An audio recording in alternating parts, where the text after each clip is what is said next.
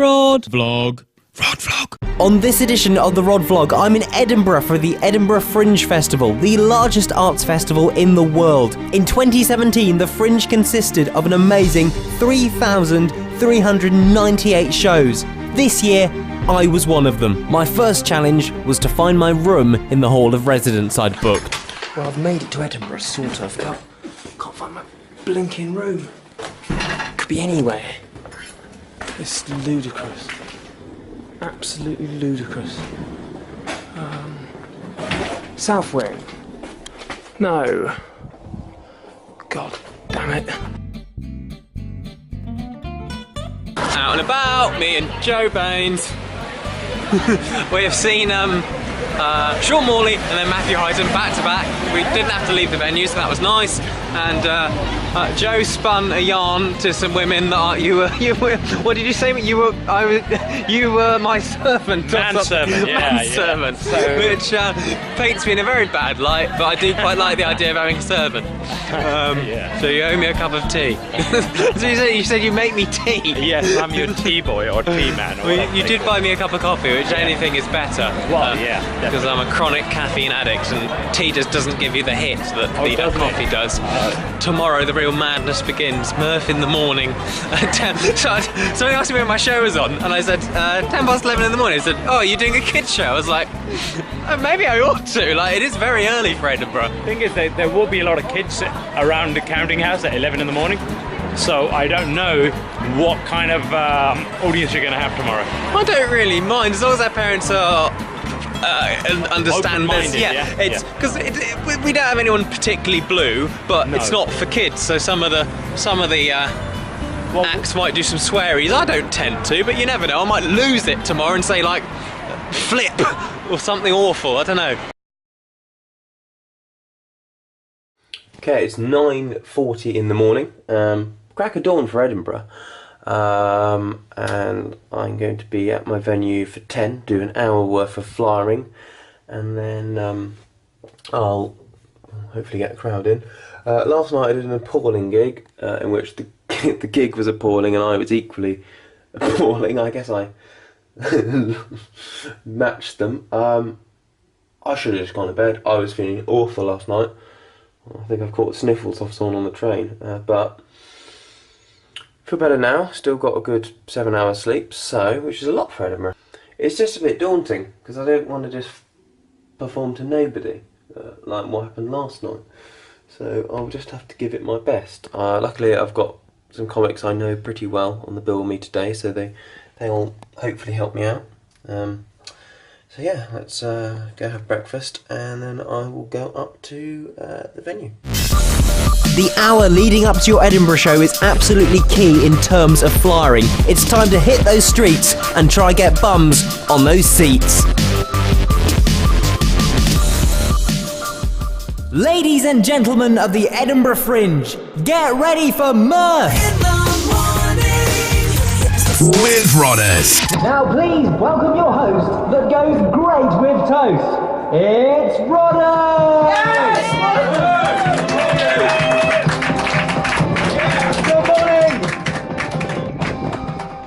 morning. Morning. Oh wow, that was, if you had a hangover, that probably would have finished you off.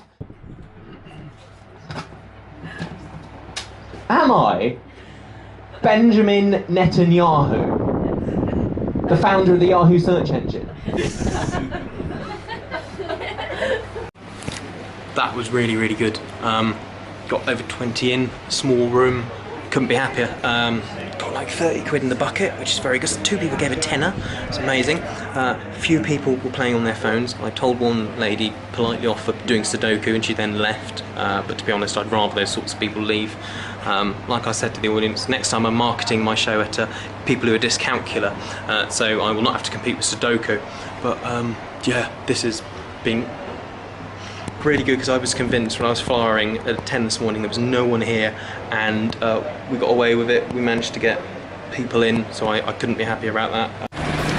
I'm in Cowgate, cutting it very fine, getting to a gig. Good navigation is key in Edinburgh, or at least 4G and Google Maps, because you've sometimes got only a matter of minutes to run to the next venue. The first thing that struck me about this venue was one of the doors as it fell off the hinges as I was waiting to go on. To be honest, it didn't look fit for human habitation. Guys, please give me straight to that Saturday night applause.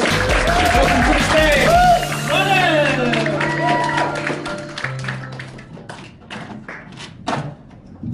The state of this place.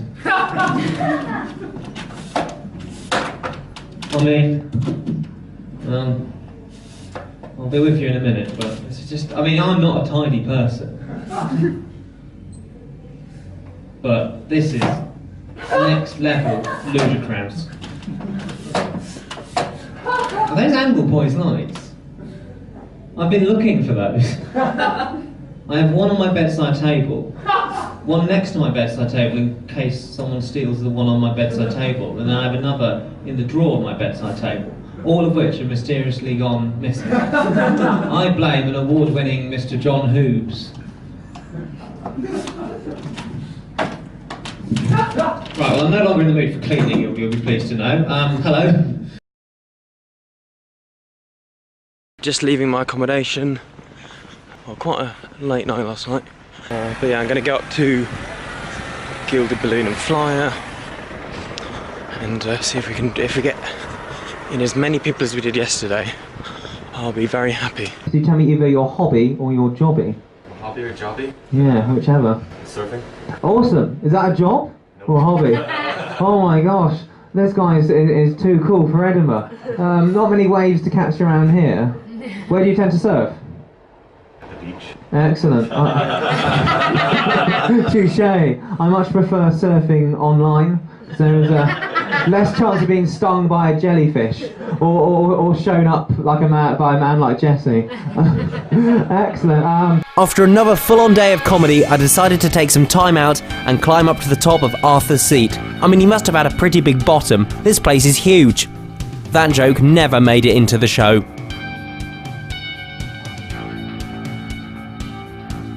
Nature appreciated, I was all ready to get back on stage.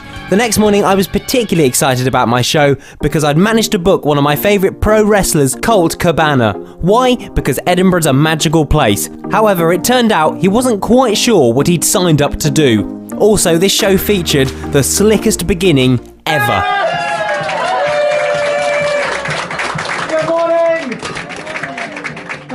Good morning, Vietnam. With COLT CABANA, I mean, I booked you for my comedy club, and maybe I didn't write the email very well. Comedy club? You thought it was a chat show. Well, I didn't do it wasn't for, I mean, it's, in America when we do radio shows, we come on and we chat with a radio host. So it's your show's like Radio 4 show, and it's like, okay, well, and it's at 11 in the morning, so I didn't think anyone was doing stand-up, so I was like, oh, okay, it's like a talk show. I'll be honest with you, Rhodders asked me to do this show. He said it was a radio morning show. Murph In the morning, yeah. Murph in the morning. I assumed it was a talk show of some sorts. I'm a professional wrestler and thought I was doing a chat. I get to the show and he says, you're doing 10 minutes of stand-up.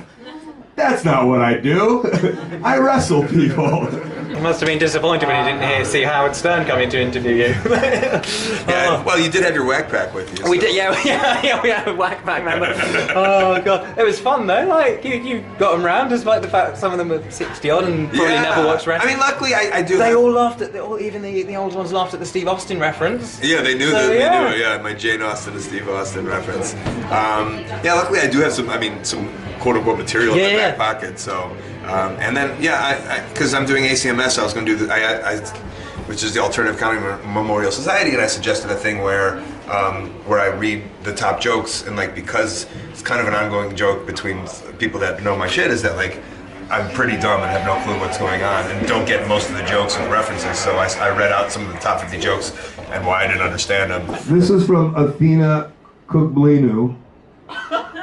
Patriarchy is putting Jane Austen on 10-pound notes the same time as bringing in contactless.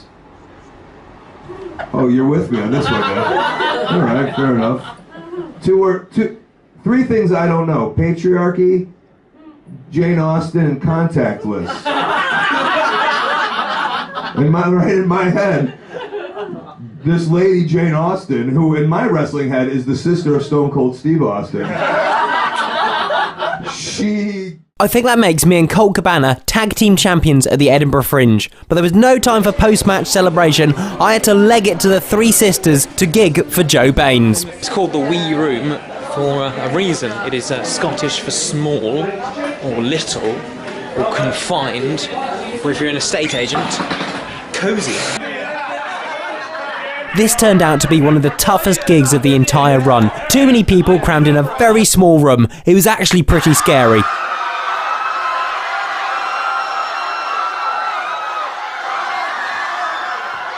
We've just had, what was it? It felt like 100 people. What, yeah. 25 in here? 30 I reckon in this probably tiny, about 25 people in here, yeah. Airless veal crate, and like, it was a bloody hard, I'm sweating. It was a hard gig. That was really hard. Was tough. That was really tough. I was like, forget them, I want out, I want to get out, you know? I forgot a joke halfway through, and they kind of, if you went a bit blue, they didn't like it. Yet they had the vibe of a rowdy crowd. It was kind of like, it's quite unsettling. I didn't know what to do. So that was it, my first ever run at the Edinburgh Fringe. Thanks to everybody who took the stage with me at Mirth in the morning, and a big thanks to Lucas Jolson, who helped a lot with the planning, and also my favourite Fringe friend, Joe Baines, for getting up early every morning and flying with me, even when he wasn't due to perform. Top lad!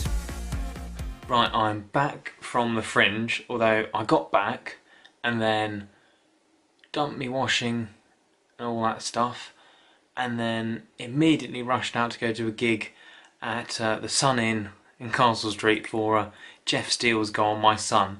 When I really should have just come home and gone to bed, this is what I got up to instead.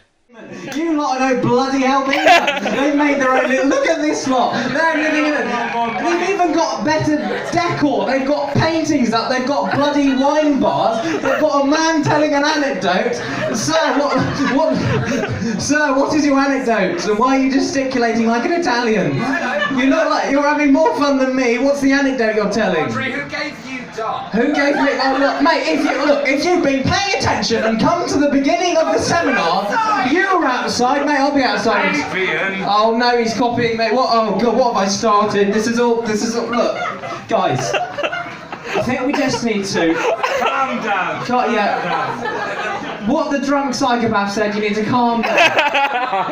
He is right, you can't argue with him, and when he is the voice of reason, you lot are next level mental. Absolute drunken mayhem, but I did it partly because I had one gig that went really, really badly in Edinburgh, so I wanted to get rid of the memory of that. And also I wanted to know what Edinburgh had done to me. Had it made me a better comic, or had it broken me? I think it made me better. I mean, you can't perform 4 times a day for just over a week and get worse. I mean, that'd be really weird, wouldn't it? But I just think I learned so much from doing it. I'm knackered, but I'm very, very pleased that I did that run in Edinburgh. I'm already thinking about what to do with it next year. So yeah, this is me, Rhodders, signing out for the Rhod vlog. Rhod vlog.